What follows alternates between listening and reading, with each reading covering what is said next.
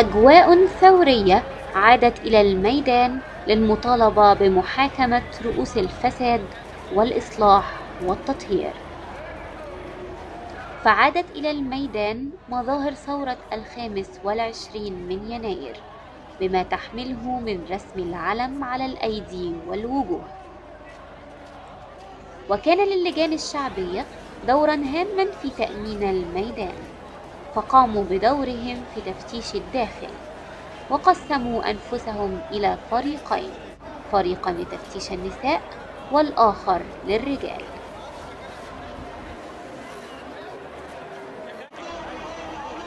لم يخلو المشهد من المثقفين والنخبة أمثال دكتور علاء الأسواني.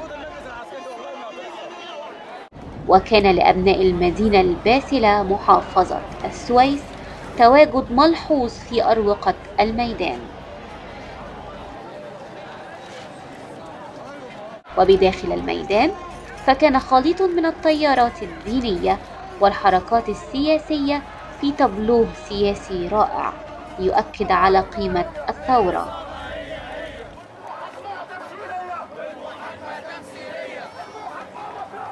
وقام حزب العمل الاشتراكي بتوزيع منشورات تحث على المواطنة وتبث روح الوطنية لتظل مصر نسيجا واحدا.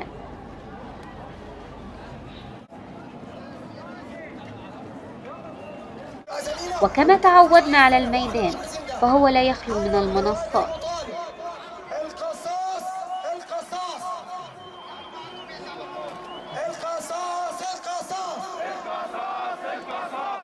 وكعادة الشعب المصري خفيف الظل الذي يداعب الأزمات بالضحك، فأصحاب خفة الظل رفعوا لافتات مكتوبا عليها أرتسني شكرا، وهم يرتدون قراطيس فوق رؤوسهم.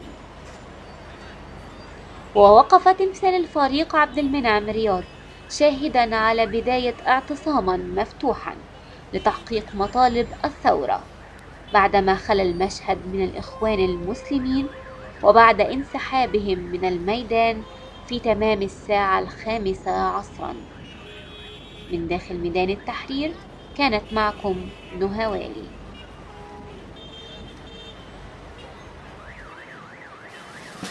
الجدع جدع والجبان جبان، الجدع جدع والجبان جبان، بينا يا جدع ننزل الميدان.